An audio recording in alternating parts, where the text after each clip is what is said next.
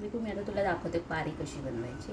हे बघ, मी थोडंसं तेल घेतलं, किंचित आहे बघ, आणि गोळा हा चांगला रगडून जरा त्याचा, एवढा कधी वेळ नसेल आणि असं केलं आपण तर एक सरावाने ते होतं. ते झालं, त्याला थोडंसं आपण पीठ लावलं. पीठ झाडून आता हे माझं बोट आहे ना, ह्या माझ्या बोटाचं काम असं आहे, पारी मला गोल करायची आणि नखाने मी हे प्रेस करणार. मग सुरुवात मधून नाही करायची, सुरुवात कोपऱ्यावरून करायची. असं हे दाबत दाबत थोडंसं. हे बघ, कधी कधी काय करतो आपण, हा पीठ वरती दिसतं, पण पीठ वरती नाही दिसायला पाहिजे, असं चिमटीत आलं पाहिजे पीठ. चिमटायचं त्याला, म्हणजे हे असा वाटीचा आकार होतो. त्याच्यानंतर त्याच्या आतल्या साईडला जायचं तिथून. मग जेव्हा तू असं आतल्या साईडने करशील तेव्हा हे बोट आपलं पारी गोल करतं.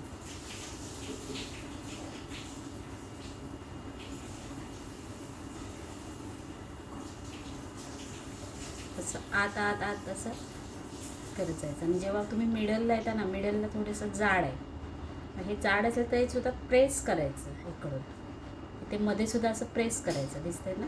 हे बघ इथून, तेव्हा पारी आधी खोलगट झाली.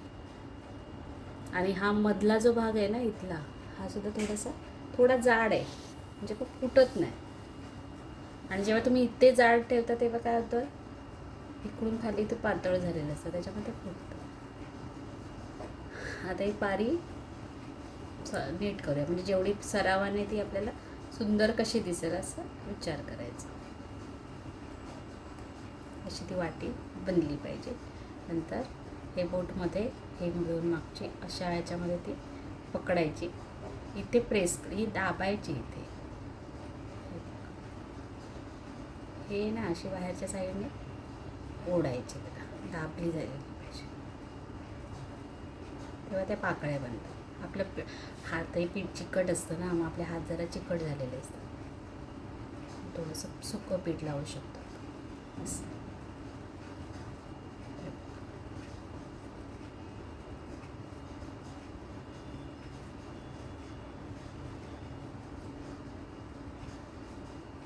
हे चिमटायचं, हे पुढे दाबायचं नाही, हे जिथं पीठ संपतं ना ते दाबलं गेलं पाहिजे, तो भाग.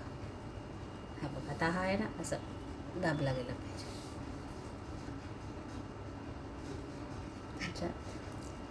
सारण घालूया. आज थोडंसं सारण जास्त झालं आहे, पीठ कमी झालं, पण जरी हे सारण उरलं ना तरी आपण चपातीच्या पिठात घालून चपातीचा असा गोड पराठ्यासारखं करू शकतो. म्हणजे स्टफिंग घालायचं, हे सारण गव्हाचं पीठ आपण चपातीचं मळतो ना त्याच्यात घालायचं,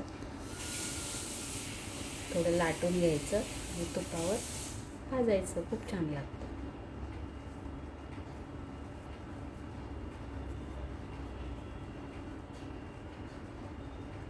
बनला.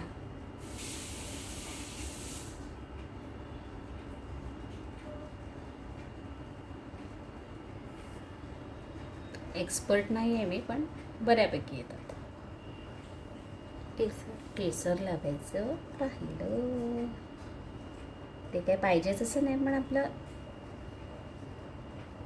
आहे घरात हौसेने आणलेलं,